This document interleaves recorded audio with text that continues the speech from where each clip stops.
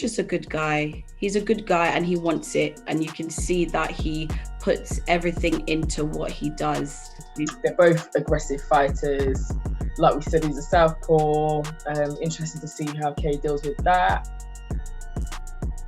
Hey, it's your girls, Katie and Sham, back once again at Boxing and Bantz.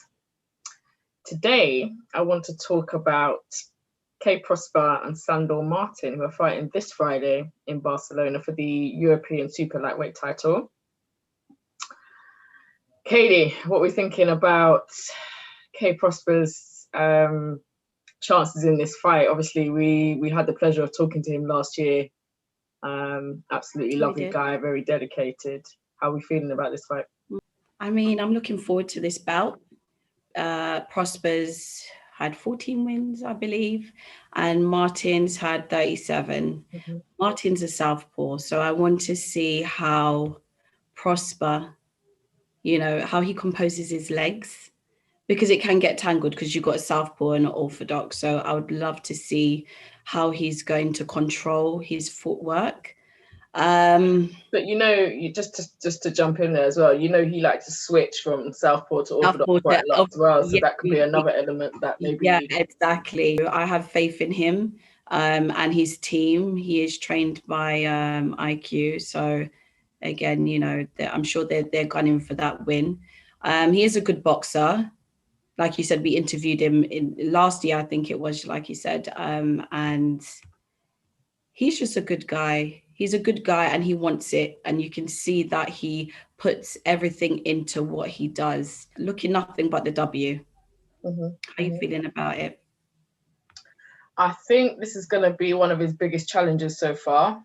Sandor Martin, like you said, he's had about double the amount of fights that Kay Prosper's had. He is very aggressive, but so is Kay Prosper. They're both aggressive fighters. Like we said, he's a southpaw. Interesting to see how Kay deals with that.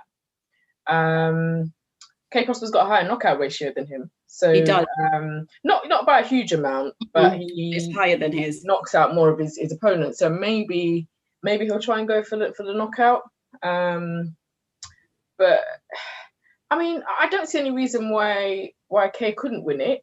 Like you said, he's from a great, boxing gym, trained by IQ, as you said, and he's hungry. So that's it. Be a challenge for him, but I think he's got enough hunger for it. The other thing I forgot to mention as well is that Kay hasn't fought for a while. Actually, I think his last fight was March last year. Sandor Martin fought in December. So, I'm hoping there's no ring rust. I'm hoping, he's just been training solidly and just ready to go. Kay Prosper, that is. But good luck to both of them. Exactly. I'm looking forward to it. I'm definitely looking forward to it. I would say, though, I watched Martin's fight with Nesta. I wasn't totally blown away, I'll be honest with you. So I had to go back and watch another fight with him. And I think that was with Joe Hughes, I think it was. Mm-hmm. And I noticed what he does. He jabs, and then he follows in with his left. So Prosper needs to just be on point, be strategic, be on point, and just keep an eye out for his tricky movements. And he's quite sharp and he moves fast. So yeah. But Kay's equally fast, so I'm really interested to see exactly how that's going to go. It's a nice matchup stylistically. And it's going to be a fast-paced fight, I think. Yeah. I don't think it's going to be one of those fights where you're sitting waiting round after round to see what's going to happen. They're both going to. It's going to be active. Yeah.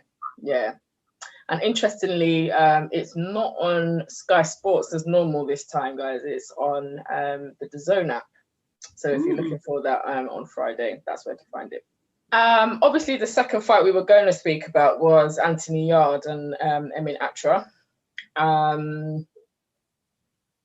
It's no longer happening on Saturday anymore.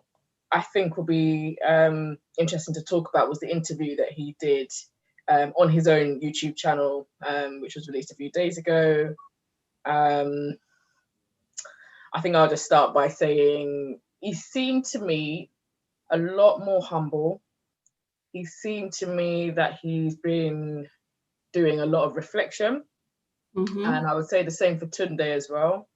They both sound like they've kind of gone away, thought about things. They have made adjustments to the camp by the addition of James Cook, who's a former, I think, European and British title holder, and has done lots of work in, with the community in Hackney. So, I was really looking forward to the fight. What did you make of how the things that Anthony said, the things that Tunde said, and where he's at now? Like you said, you can tell that they both humbled themselves. They took time out to reflect individually as well. What I would say is that I give a huge amount of respect to Yarde, because it takes a lot for a man to walk away after a defeat, come back, as this is his second defeat, but come back and say, do you know what? I can do better. We all can do better, and then make change. And he said it to the world. So you know what? My hat goes off to him, and also Tunde, because you could see how humbled he was. And he sat there and he listened to every word that Yarde was saying, and he swallowed it. And he said, you know what? I'm going to digest it, and we're going to all do better. And if you want to add someone else to the camp, that's what we'll do. And they done it. So it's unfortunate that we're not going to see him fight on Saturday due to his tooth abscess. But I am looking forward to seeing him back in the ring. And I want to see what changes he has made, because I believe he has potential to do very well. And I think, months ago, we had a discussion about how he, when he said about, he was frauded and all those stuff out of the fight. And I would love to see the changes that he has made within himself, not just as a boxer, but within himself, and to see how he would handle another. Hopefully he doesn't have another defeat, but if he was to have one, how he would have, accepted it this time round. But yes, definitely looking forward to him coming back in the ring. And I believe they said it will be about 2 weeks, no longer than 2 weeks, we should see him out. So yeah. I mean, I hope so, and I hope they can organise it that quickly, because obviously, we're still in the middle of a pandemic, and I don't know how the stuff works in the background. Interesting to me about the choice of trainer. I don't know. It's for some reason in my mind, I was expecting someone with a bit, a bigger name trainer, if you know what I mean.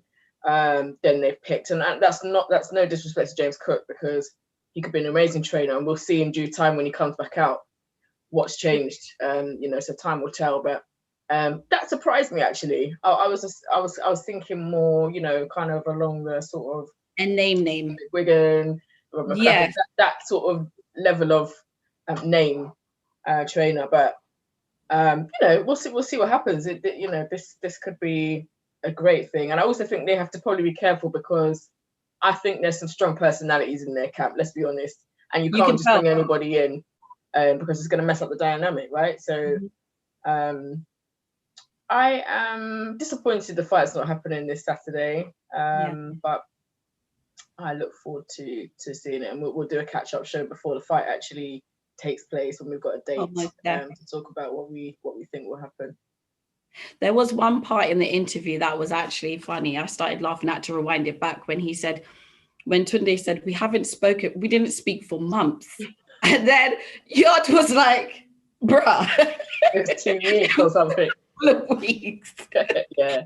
But that's where you can tell the love and the support was there, because in his head, it felt like eternity. And, it wasn't. So again, they're close, aren't they? They're close. Very close. They have a brotherhood as well as trainer and mentor and so much. Yeah. And I think, I remember saying on a previous show as well, we spoke about their relationship. We spoke about people saying, get rid of Tunde, blah, blah, blah. And I think I had said, I don't think they should get rid of Tunde, because I genuinely do believe that Tunde has his best interests at heart. I did think that they needed to bring somebody else in to bolster his skills. That's it. So I'm glad, I'm happy with the decision that he's taken, you know.